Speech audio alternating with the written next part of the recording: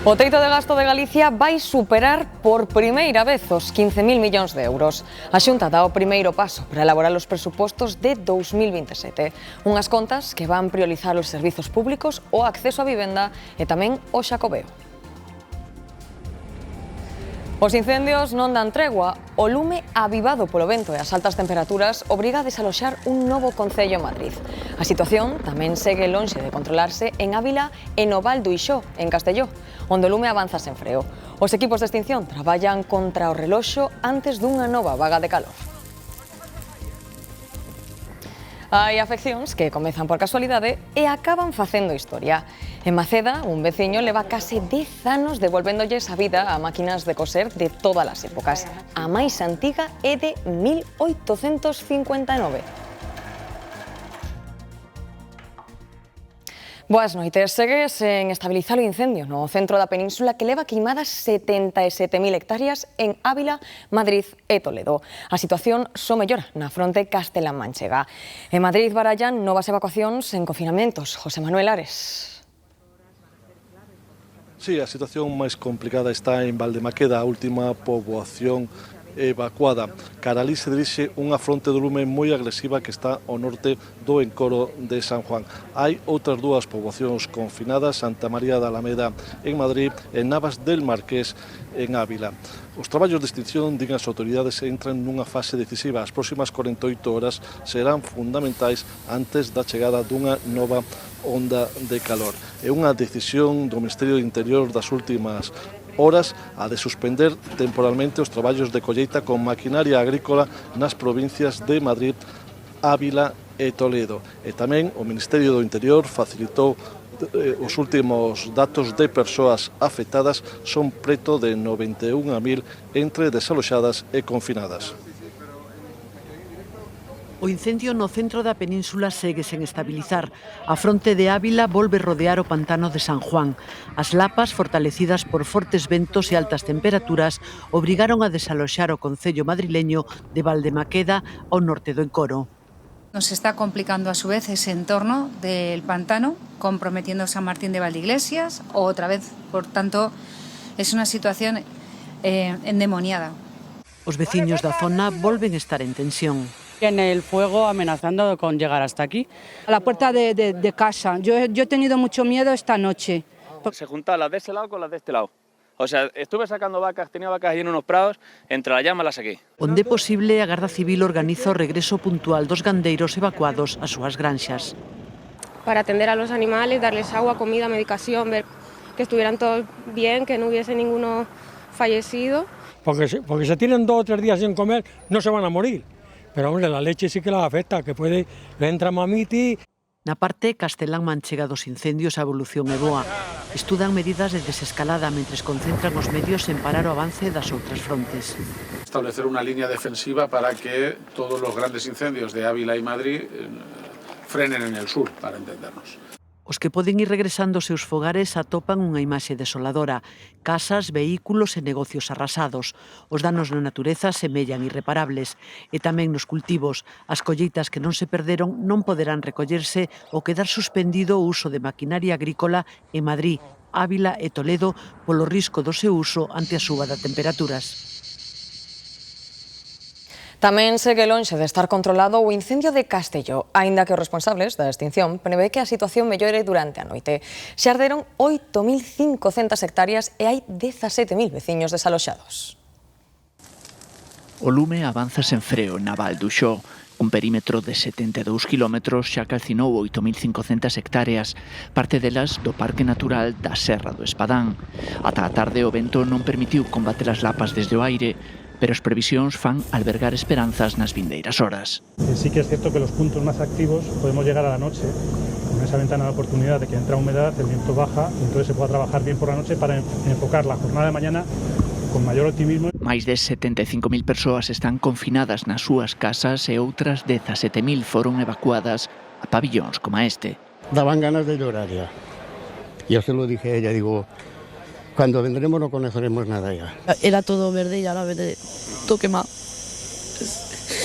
Abriuse unha investigación ante a posible orixe intencionada dun incendio que comezou o sábado con varios focos consecutivos. Si se comprueba que ha habido una voluntad, una intencionalidad humana, espero que recaiga todo el peso de la ley sobre esa persona. Traballan contra o reloxo porque a partir do mércores entra outra vaga de calor.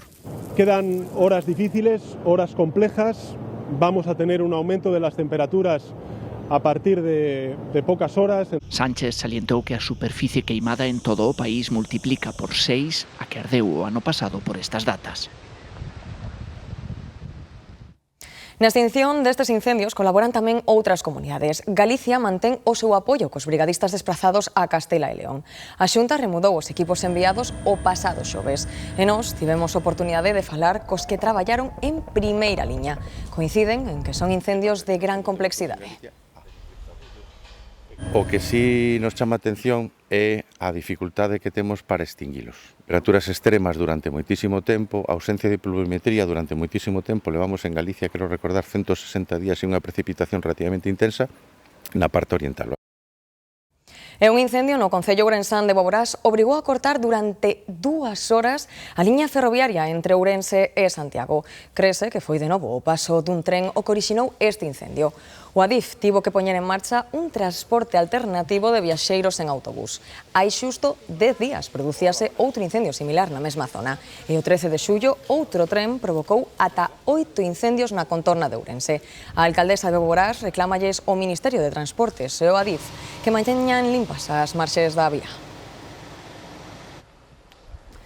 En Valdoviño, o incendio dunha furgoneta causou gran alarma na praia dos Botes. Os bañistas non puideron saír do areal durante un par de horas ata que se controlou a situación. As testemuñas dixeron que o vehículo comezou a arder pouco despois de estacionar e que os seus ocupantes saíron correndo. Sobre as 8 da tarde, o GES de Mugardos e os bombeiros de Narón puideron sufocar o incendio. Tampouco libra da vaga de lumes gran parte de Portugal. En risco máximo de incendio forestal debido ás altas temperaturas. Teñen case 50 focos activos, algúns próximos a Galicia. Brais Suárez. Sí, tarde moi complicada porque os incendios xa obrigaron a cortar a maior autoestrada portuguesa entre o Porto e Lisboa na zona de Aveiro. O día comezou en risco máximo de incendios en case todo o país e xa durante a tarde diversos focos comenzaron a arder no terzo norte, sobre todo en Braga, Braganza ou aquí no Porto. Polo momento, sen ameazar vivendas. Son horas cruciais porque os grandes incendios só se evitan se extinguen nesta primeira intervención e os esforzos por iso están moi divididos. Falamos de case 50 focos, 1.700 efectivos de bombeiros no terreo e decenas de avións. A previsión de temperaturas altas fai pensar que os vindeiros días serán moi complicados. Máis de 200.000 persoas seguen evacuadas na rexión francesa de Xironda ante un incendio que dende hai 6 días avanza en dirección a Bordeos. Xa está a 15 kilómetros da cidade despois de quemar 42.000 hectáreas. Con todo, este luns as autoridades amosábanse optimistas. Por primeira vez diminuiu o número de focos activos e non houbo que ordenar novos desaloxos. E afortunadamente non hai feridos no incendio dun garaxe no barrio de Sar, en Santiago de Compostela. Un turismo eléctrico aparcado no garaxe ardeu ata quedar completamente calcinado. As lapas afectaron outros 2 vehículos e a instalación eléctrica. Os veciños avisaron do fume ás 3 menos cuarto da tarde e as 10 vivendas do inmoble desaloxáronse por precaución. O lume quedou reducido nun par de horas. E Galicia avanza para ter os orzamentos do 2027 en vigor dende o 1 de xaneiro. A Xunta acaba de aprobar o teito de gasto que, por vez primeira, supera os 15.000 millóns. Gloria Varela.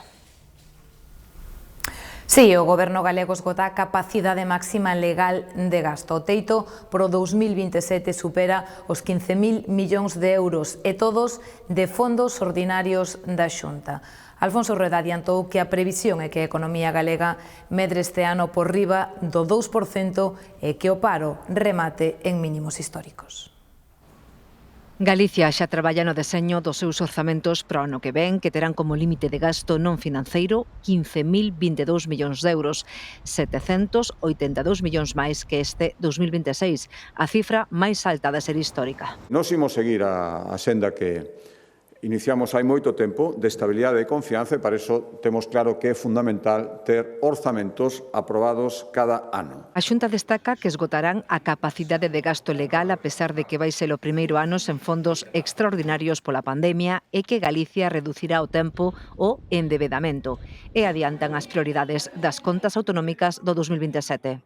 Serán o reforzo dos servizos públicos, a transformación do modelo productivo cun aposto polo investimento en innovación e pola mellora da formación para impulsar o crecemento empresarial, a mellora do acceso á vivenda e garantir o mellor Xacobeo da historia. E remarcan que a comunidade encadeará 7 anos consecutivos de crecemento sostible.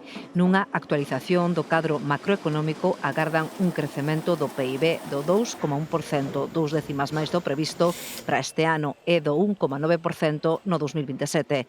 Galicia, engaden, consolida a taxa de paro por baixo do 10%. A taxa media de paro que prevemos o rematado ano 2027 estará en mínimos casi históricos, por debaixo do 8%. Esa é a nosa previsión.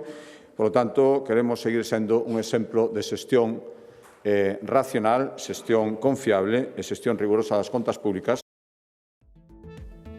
E hoxe coñecemos unha nova enquisa de intención de voto. Segundo os datos de Sigma 2 para el mundo, o Partido Socialista, de celebrarse hoxe as eleccións, obtería o 26% dos votos. Non conseguiría máis de 109 deputados. Sería o peor resultado dende 2023. Segundo esta enquisa, o PP gañaría as eleccións con 140 diputados. A terceira forza sería Vox, séguelle Sumar, con entre 11 e 12, e o BNG mantería a súa representación no Congreso. Noutros asuntos, a Audiencia Nacional revoga o terceiro grao os etarras Guridi e Celarain. Volve así corrixir o goberno vasco e deixa sen efecto os permisos. O xuiz considera que aínda non cumpren os requisitos legais para obter a semiliberdade. O que fora xefe militar da banda terrorista, José Antonio Olarra Guridi, está condenado a máis de 30 anos de prisión. No caso de Óscar Celarain, as condenas suman máis de 800 anos de cárcere. A máis grave foi o atentado contra a Casa Cuartel de Santa Pola, en que morreu unha nena de 6 anos. Sus problemas. E a banca gañou 386 millóns no primeiro semestre este ano. E case un 10% menos que o ano anterior porque pagaron máis impostos. Na entidade falan de cifras moi relevantes cun crecemento consolidado. Destacan o financiamento que están dando a empresas e particulares. Aumentou en máis de 10.000 millóns, marcando o mellor semestre da súa historia. Una rentabilidad realmente competitiva del 12,2% y bueno, básicamente fundamentado en crecimiento eficiente del negocio y la muy buena gestión del balance. Navantia oferta 50 novas prazas no estaleiro de Ferrol. Todos os postos se destinan a titulados superiores cunha experiencia mínima de 4 anos. A maior parte é para perfils de enxeñería naval, industrial, electrónica e mecánica, pero tamén ofrece algúns postos de traballo para outras titulacións universitarias. Os detalles da oferta de emprego poden consultarse na web da empresa pública. A Xunta vai reforzar a historia clínica electrónica, o que lles vai permitir aos médicos incorporar novas ferramentas de traballo. Así, todos os facultativos que o desexen poderán chatear cos seus pacientes. O Goberno galego vai investir 8,5 millóns de euros para consolidar a sanidade digital en Galicia. O reforzo da historia clínica vai permitir axilizar os trámites para que o médico de familia solicite consulta co especialista. Tamén, ampliar os dispositivos telemáticos de seguimento aos pacientes, integrar a información xenómica para ofrecer mellores tratamentos e consultar co médico por chat. A toda agora só era para pacientes que estiveran telemonitorizados ou no servicio de asistencia a domicilio. Agora, se o médico o habilita, poderá ser posible para todo tipo de pacientes. Ademais, a Xunta vai convocar 25 prazas de médico de urxencia para o Hospital de Ourense, sen exame por concurso de méritos. Das 50 prazas coa que está dotado o Servicio de Urxencias hai 25 vacantes e, por lo tanto, é necesario recurrir a este sistema. O Goberno galego tamén aprobou novas axudas para os doentes de ELA, en total máis de 2 millóns de euros, co obxectivo de chegar a 200 pacientes. Sen noticias aínda da moza de 24 anos desaparecida hai 6 días en Lugo, malia o traballo hoxe dos mergulladores da Policía Autonómica. Mañá está previsto que se sume o rastrexo á unidade canina. Patricia Vilar. Si, buzos dos bombeiros de Lugo e da unidade subacuática da Policía Autonómica rastrexaron durante toda esta tarde este treito do río Miño na contorna do Clube Fluvial para ver si poden atopar algunha pista que bote luz sobre a desaparición hai 6 días aquí en Lugo da moza Carmen López de 24 anos. O operativo de busca coordina, igual que a investigación, a Policía Nacional, que mantén abertas varias liñas de investigación. Por terra participan os efectivos, ademais dun amplo dispositivo de voluntarios que rastrexaron palmo a palmo unha zona boscosa. Non se busca nesta zona de xeito casual, senón que o teléfono da moza desaparecida emitiu dende aquí durante 4 días sinal. É un teléfono que aínda non foi recuperado, foi SOS Desaparecidos, a Asociación SOS Desaparecidos, a que denunciou unha desaparición que cualifica de alta vulnerabilidade. Grazas, Patricia. En París, un home foi detido tras apuñalar 3 mulleres no medio da rúa con 2 coitelos de cociña. O atacante foi reducido por un policía fora de servizo. 2 das vítimas, feridas no abdome e nas costas, atópanse en estado grave, aínda que fora de perigo. A investigación continúa aberta para esclarecer cales foron as motivacións do acontecido.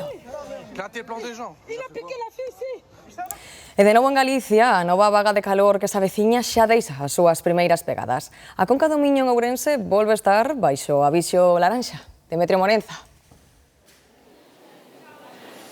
Sí, parece ser que aquí xa están afeitos eses 40 graus Baixo aviso, este verán, pero que empeza a ser algo habitual. Hoxe ás 7 da tarde esta cidade de Ourense xa registraba algo máis dos 40, 40,3. E ollo, pois que previsións apuntan que mañá ainda vai ser un día máis complicado, así que quen máis e quen menos xa ten moi asumido este verán con temperaturas moi altas e quen máis e quen menos xa ten os seus pequenos trucos para poder levar como ben poidan estas temperaturas nada habituais no verán. E agora, sí, a esta hora é o momento para sair a refrescarse ás terrazas ou ás rúas da cidade.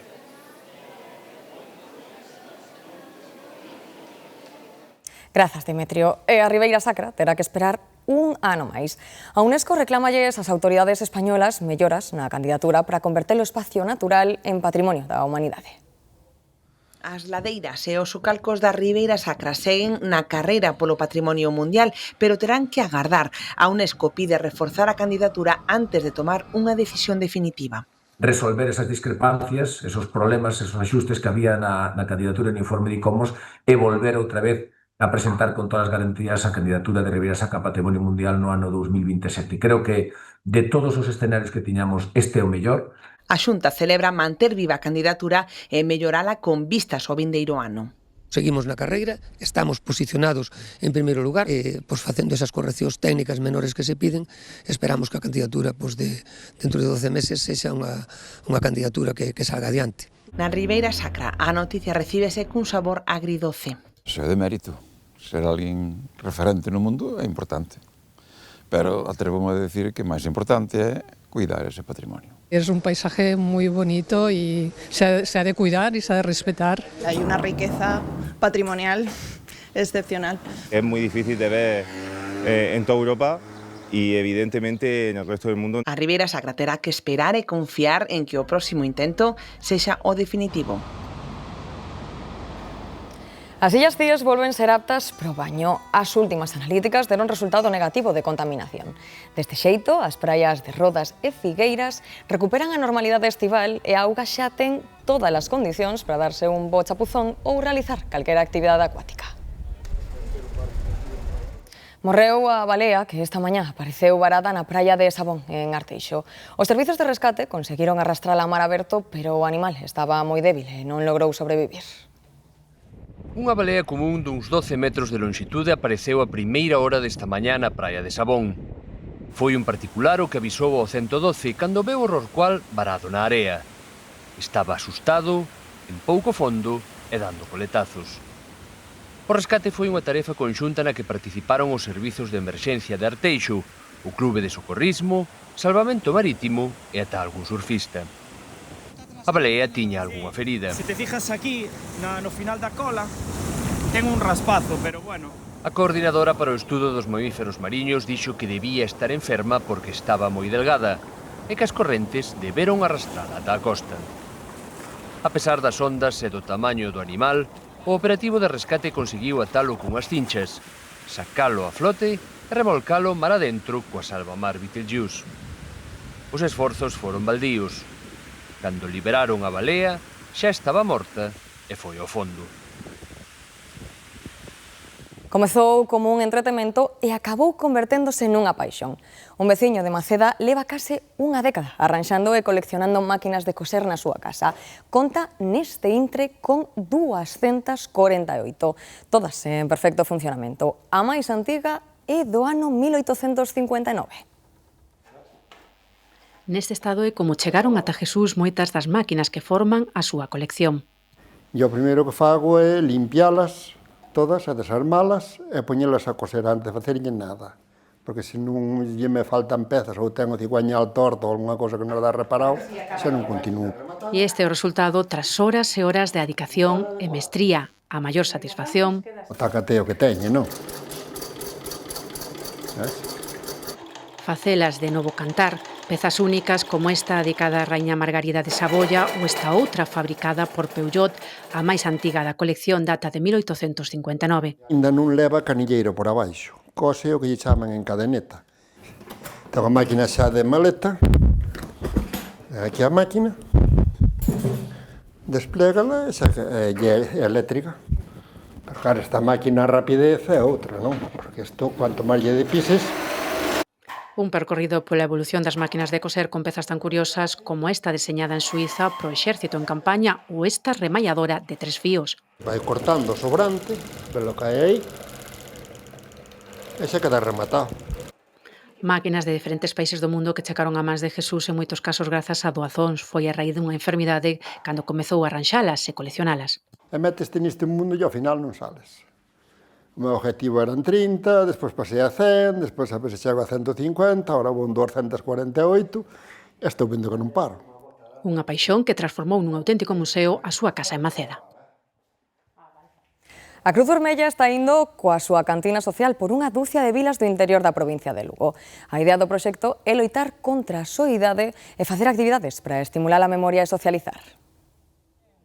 Esta bella ambulancia é, en realidade, unha cantina. Hoxe a Cruz Vermella invita a café na parroquia de Marzá, en Palas de Rei. Pero nós vamos ca cantina polos pueblos. Aquí hai un cento de veciños que non teñen un lugar onde xuntarse. Aquí temos falta dun sitio para nos xuntar os veciños, xa poucos hai. Un sitio para xogar as cartas e beber algo e comer uns pinchiños. E iso é o que ofrece a cantina da Cruz Vermella. Conversa, café e xogos. Sobre todo socializar, que a xente se xunte. Despois, claro, a nivel de actividades, pois traballo moito a nivel cognitivo para facer exercicios onde traballen a memoria. Coas cartas entretéñense, pero tamén fixan a atención e pásano ben, que non é pouca cousa. A experiencia é boa.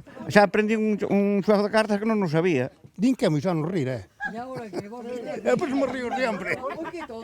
Ademais de Palas, a cantina móvil da Cruz Vermella para este verán noutros 7 concellos do interior de Lugo. Samos, Triacastela, Pol, A Pontenova, Castroverde, Folgoso e Lugo. Zonas afastadas con xente maior vivindo soa e con poucas oportunidades de socializar. A hora de ver unha exposición estamos máis acostumados a entrar nun museo ou nunha fundación e menos acostumados a entrar nunha galería de arte. Pero facelo é sempre un gran plan, sexa para mercar unha obra ou só para mirar. E hoxe entramos nunha delas. Un plan fresco, suxestivo, inspirador, mesmo poderíamos dicir que original. Entrar nunha galería de arte. En verano no tenemos la afluencia que a lo mejor tenemos como en el curso normal. Lonxe de aglomeracións, atopamos ademais nesta casa coruñesa obras que transmiten acougo, sosego, armonía. Traballos da valenciana Cristina Alabau. A través de la abstracción habla de la relación que tiene el hombre con la naturaleza. O título da mostra, Espazos íntimos. Los elementos aire, tierra, agua, fuego aparecen en su obra de una manera u otra y ella, de una manera muy pulcra y de una manera muy armoniosa, expone cómo el hombre se relaciona con todos esos elementos. O home representado en todos estes cadros por unha fina liña que une os elementos. Unha invitación a mirar para dentro, a contemplar os segredos da natureza. Abonda con deixarse atravesar, abonda con entrar na galería de arte. El paso a la galería creo que es una barrera que todavía nos cuesta mucho de romper con el público en general, y es una pena porque la gente se pierde de verdad verdaderas maravillas. E que suceda o que teña que suceder nos adentros de cada un.